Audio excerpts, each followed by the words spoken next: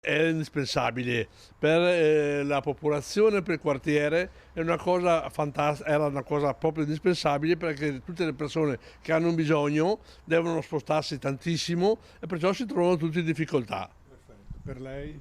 Sì, non avendo un mezzo di trasporto tra l'altro, tocca prendere un taxi e portarmi fuori lontano. I residenti del quartiere Ferrovieri, soprattutto quelli più anziani, reagiscono con delusione e frustrazione alla chiusura del centro medico di via Fincato. Sia pur annunciata da tempo, la perdita anche dei medici di base dopo la guardia medica in quartiere è una grave mancanza e monta la rabbia. In molti credevano in una soluzione tampone all'interno degli ambulatori della medicina di gruppo fino all'assegnazione definitiva di nuovi medici. È proprio una vergogna, perché eravamo qua che c'erano tanti anziani, c'era un medico vicino e potevamo attenerselo anche qua, invece dobbiamo andare altrove. Il centro così, doveva andare bene qua, insomma. Passare una zona qua senza un riferimento medico, cosa fa? Tutti al pronto soccorso,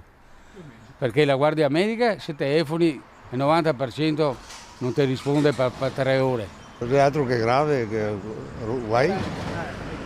Anche me abito qua poco lontano, ho dovuto andare a San Botto, insomma. Hanno chiuso il centro medico. E io che devo fare adesso? Devo Non lo cambiare sapeva. medico? No, non lo sapevo. Stava vicino, ero comoda capitando qua, ma adesso In quartiere con un medico ci vorrebbe, però so che l'hanno tirato via, non so altro. Era un gran casotto, purtroppo. Siamo messi alla carità, tocca andare lì in fondo, dall'altra parte per una ricetta. Adesso ci troviamo tutti quanti isolati perché anch'io ho dovuto girare per andare a destra e a sinistra, però i dottori sono tutti occupati.